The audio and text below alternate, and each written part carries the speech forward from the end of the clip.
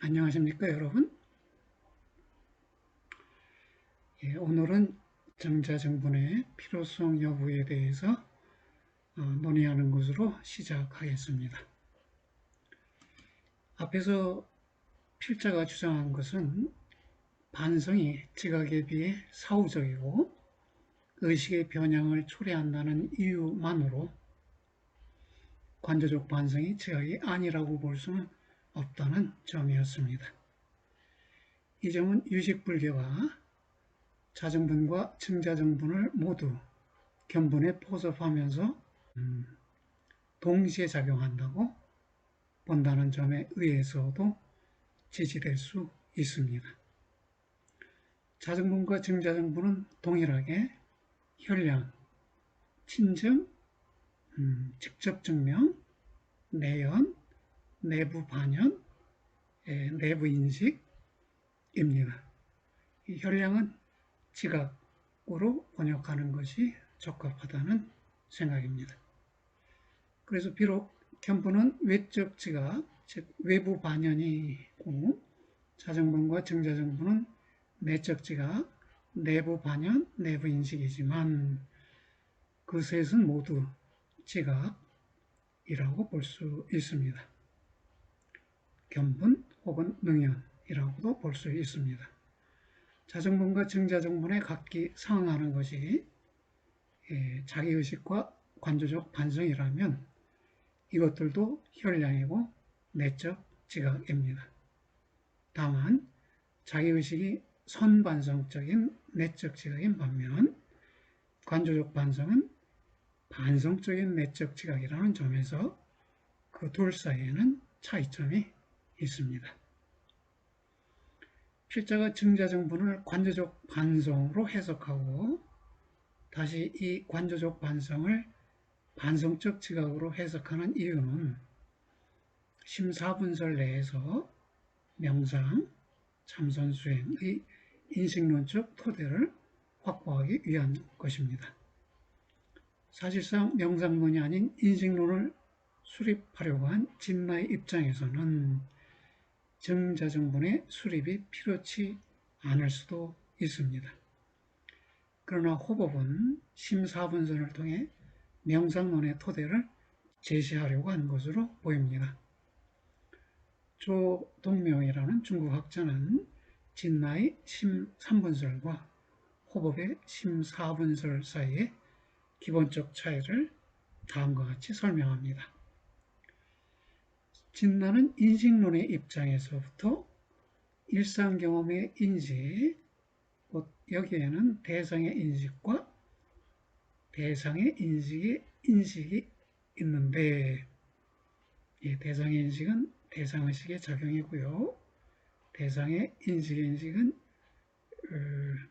자기의식의 작용이지요. 서양 철학의 언어로 그렇습니다. 이런 인식 외에 기억도 있다는 것에 의거해 3분선을 구성하였다. 이 기억이 가능하려면 자정분이 있어야 한다는 것이에요. 서양 철학의 용어로 자기의식이 있어야 기억이 가능하다는 겁니다. 왜냐하면 자정분이나 자기의식은 대상의식의 작용을 저장하는 기능을 갖고 있거든요. 저장된 게 있어야 기억이 가능하니까요. 이렇게 해서 3분서를 구성했는데요. 호법은 도리어 식전변, 곧 일종의 형이상, 혹 일종의 유심론의 입장에서부터 4분서를 구성하였다. 식전변을 형이상학 또는 유심론으로 간주했는데요. 식전변을 논의하는 것은 열반, 해탈에 도달하는 방안을 설명하기 위해서 식전변을 논의한 것이니까 이것을 단순히 형이상학이라고 하기는 무리일 것 같습니다. 이로부터 4분서를 구성하였다. 진나와 호법 및 규의 사이의 최대의 차이는 각기 인식론의 진로와 형이상학의 진로를 내세움으로 인해 야기된 동일하지 않은 결과에 있다. 진단은 인식론의 입장, 호법 및 규기는 형이상학의 입장에 있다. 이렇게 본 것인데요. 필자 생각으로는 호법이 심사분서를 형이상학 혹은 일종의 유심론의 입장에서 구성했다고 보는 것보다는 명상론의 입장에서 구성하였다고 보는 것이 더욱 적절하리라고 여겨집니다. 왜냐하면 심삼분설에 의해서는 명상, 참선, 지환 등에 대한 인식론적 설명을 하기 어렵기 때문입니다. 심삼분설 내에서는 명상을 자정분이 견분을 보는 것으로밖에 설명할 수 없습니다. 그런데 자정분은 모든 사람의 모든 의식작용에서 자동적으로 성립하는 직접적인 자각, 자기 지각 이렇게 말할 수도 있겠죠. 자각에 해당하기 때문에 특별히 명상에서 의미를 갖는 신분으로 간주될 수가 없습니다. 예. 그 다음에 주제는 심사분의 포석관계와 삼성의 전환관계인데요. 심사분은 반복해서 말씀드린 대로 제1상분, 제2견분, 제3자정분, 제4증자정분인데요. 자정분은 여기 있는 이 제3자정분은 앞쪽에 견분도 연하고 뒤쪽에 증자정분도 연한다고 해요. 그래서 연하는 방향을 화살표로 표시했을 때 양쪽으로 화살표가 그려지게 됩니다. 근데 이렇게 그려 놓으면 언뜻 이해하기 어렵다는 느낌이 들 수도 있어요. 제4증자정분이 제3자정분을 연하는데, 만연하는데, 인식하는데 제3자정분이 제4자정분을 연한다는 건 그럼 무슨 뜻인가? 이런 의문이 들 수 있어요.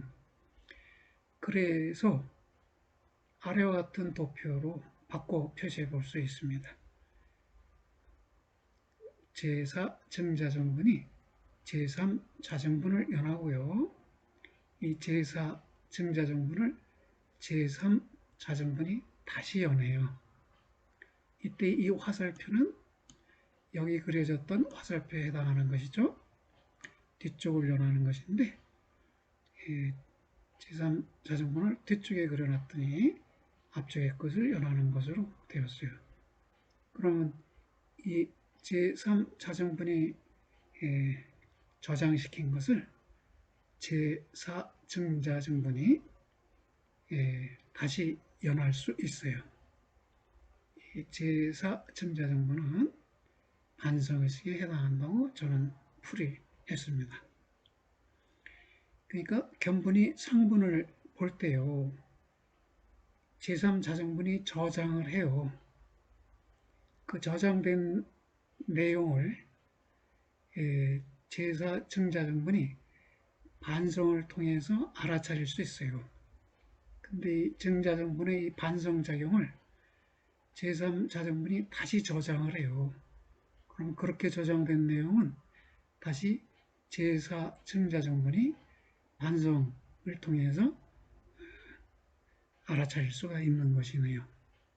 이렇게 해서 심사분의 작용들이 도표상으로 표시될 수 있는데요. 그러면 이 심사분의 상호 포석 관계는 어떻게 되느냐? 하나의 신분만을 말할 수는 없느냐 하는 얘기예요. 4개를 모두 말해야 하느냐? 줄여서 3개, 더 줄여서 2개, 더 줄여서 하나로 말할 수는 없느냐? 말할 수 있다는 것입니다. 현장은 심사분의 상호 포석 관계를 밝히면서 심사분과 삼성과의 관계도 밝히는데요. 그런 심사분의 상호 포석 관계로 인해 심3분설의 주장이나 심2분설의 주장, 심1분설의 주장이 모두 가능하다고 봅니다. 인용문을 읽어드리면요. 이와 같은 4분을 때로는 3분에 포섭한다. 제4분을 자정분에 포섭하기 때문이다.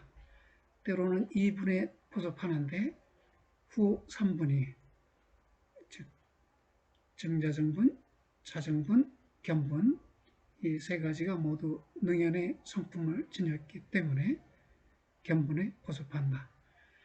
이 말 중에서 견이라는 말은 능연, 즉 반연함, 인식함 또는 지향적으로 파악함의 의미를 갖는다.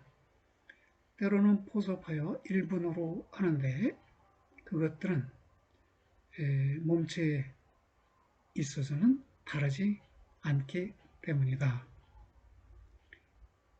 임능가경의 개송에서 다음과 같이 말씀한 것 같다.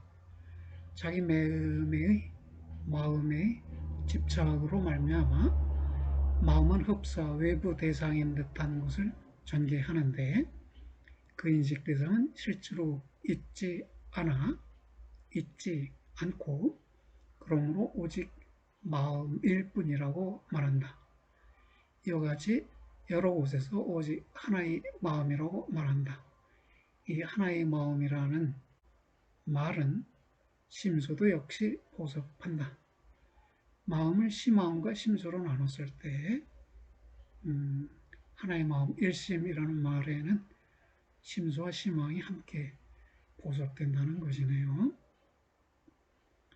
정자정분을 자정분에 포섭하면 심삼분설, 즉 상분, 견분, 자정분만 있다는 설명이 되고 정자정분과 자정분을 모두 견분에 포섭하면 심이분설, 상분과 견분만이 있다는 말이 되고 상분을 견분에 포섭하면 심일분설이 된다는 것입니다.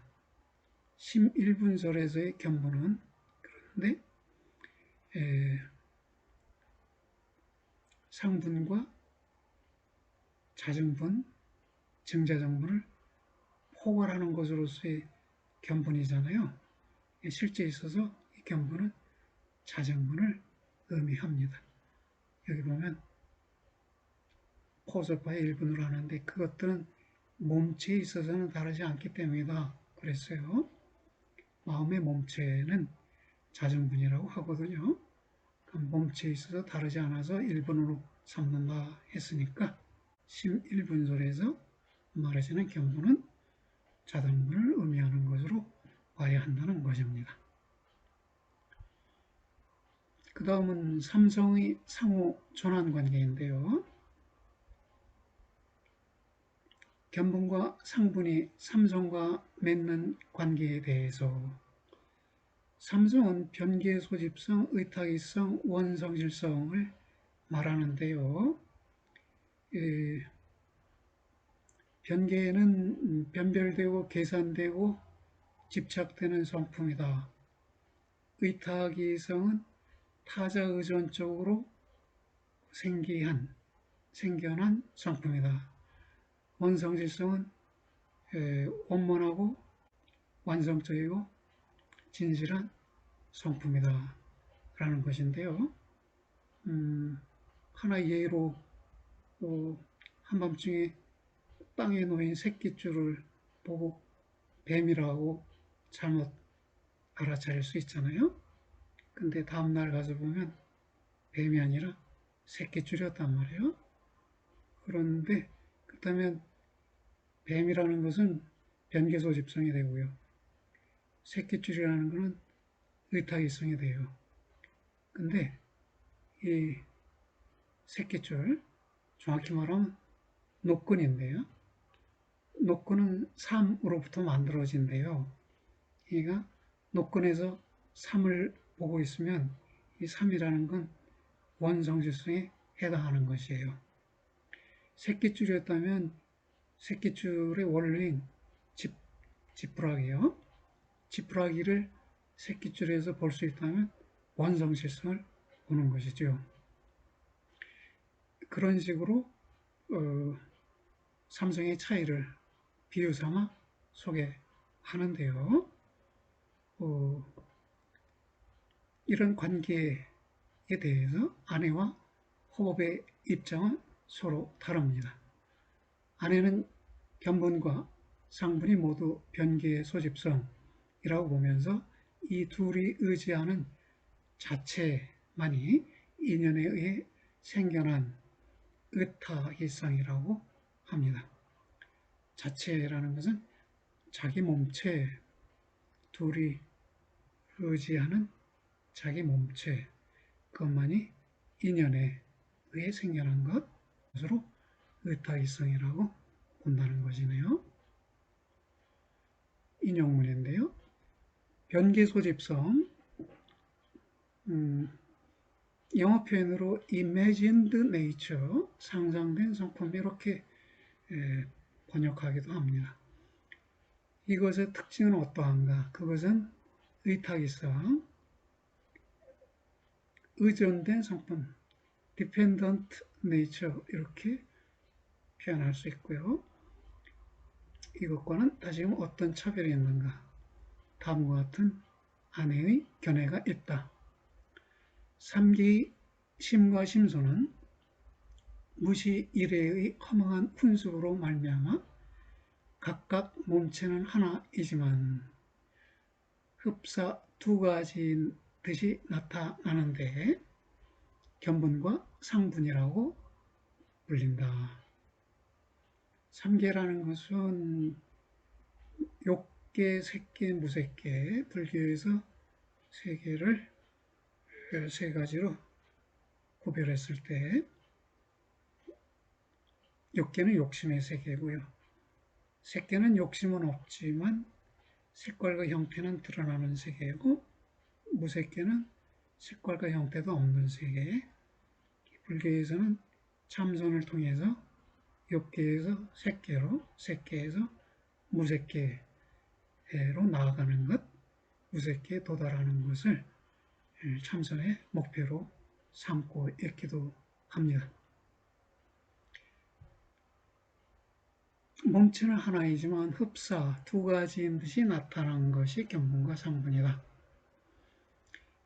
곧 견본을 능취, 상분을 소취, 능취는 취할 능력이 있는 것, 소취는 취해지는 바의 것.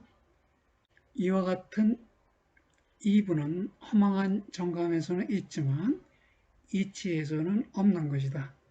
이러한 특징을 변계 소집성이라고 말한다. 그러나 그 둘이 의지하는 몸체는 실제로 인연에 의탁해서 생겨난다.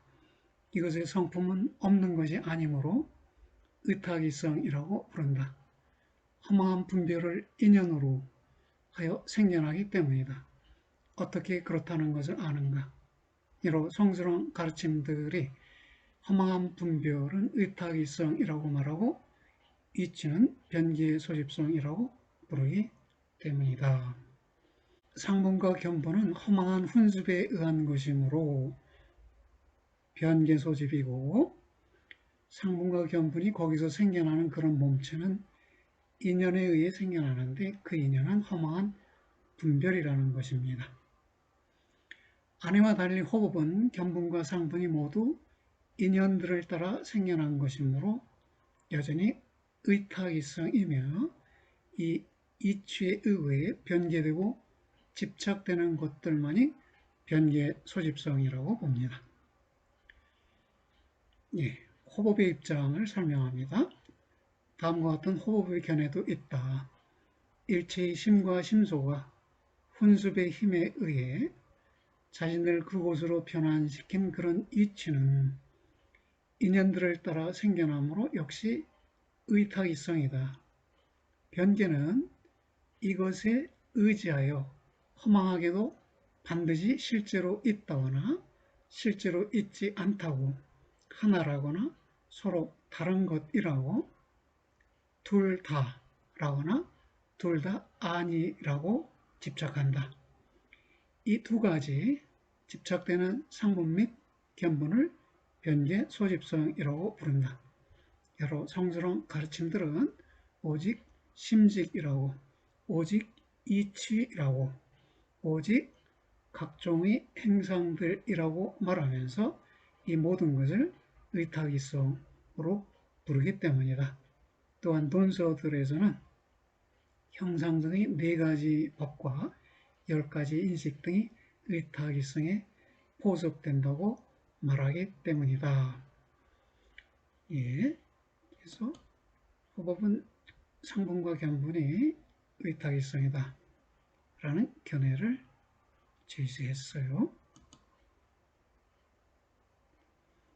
호법은 상분과 견분이 변계 소집성을 지닌다고 보지 않습니다. 다만 상분의 실제성이나 견분의 실제성을 믿는 것, 다시 말해 법칙과 아집이 변계의 소집성을 지닌다고 봅니다. 상분과 견분 그 자체는 인연에 의한 것이므로 의탁이성을 지닌다는 것입니다. 즉 종자의 의거에 생겨난 것이므로 의탁이성을 지닌다고 보는 것이네요. 불교의 사마타 명상, 삼매 명상은 규기의 오중유식관을 토대로 이해해 볼 수도 있습니다. 대략적으로 말하면 오중유식관은 변계소집성을 버리는 것으로부터 출발해서 상분을 버리고 견분만 남기는 것, 그 다음에 견분을 의탁의 자정문에 포섭하는 것, 그리고 심소의 정서작용을 버리고 심화의 지각작용만을 남기는 것을 거쳐 최종적으로 원성질성을 증지하는 것이라고 합니다. 필자는 이 단계들이 증자정분이 자정분을 관조적으로 반성함에 의해 순차적으로 실현되는 단계들이라고 이해합니다. 즉 제4 증자정분이 제3 자정분을 지켜보는 것이죠. 근데 제3 자정분이 제 견분을 증명하고 있어요. 견분은 상분을 지각하고 있고요. 그렇다면 상분은 견분 속에 들어와 있고요. 견분은 자정분 속에 들어와 있어요. 그럼 증자정분은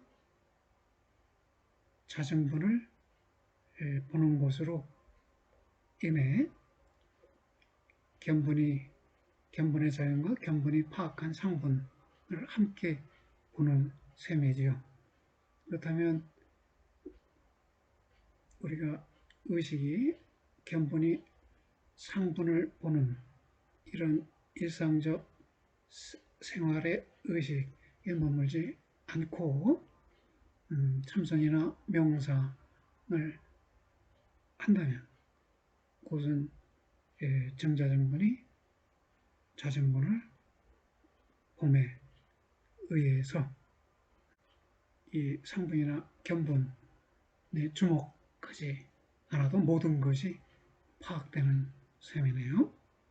그래서 여기서 최종적으로 원성질성을 증지하는 것이다.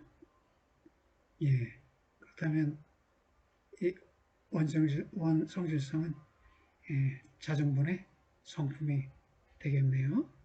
제4 증자정분이 제3 자정분의 원성질성을 증지하는 것, 그것이 규기가 말한 오중 유식관의 목표가 되겠네요. 그 다음에는 유식론의 명상론적 의인데요. 이것은 다음 시간에 살펴보기로 하겠습니다. 수고들 하셨습니다.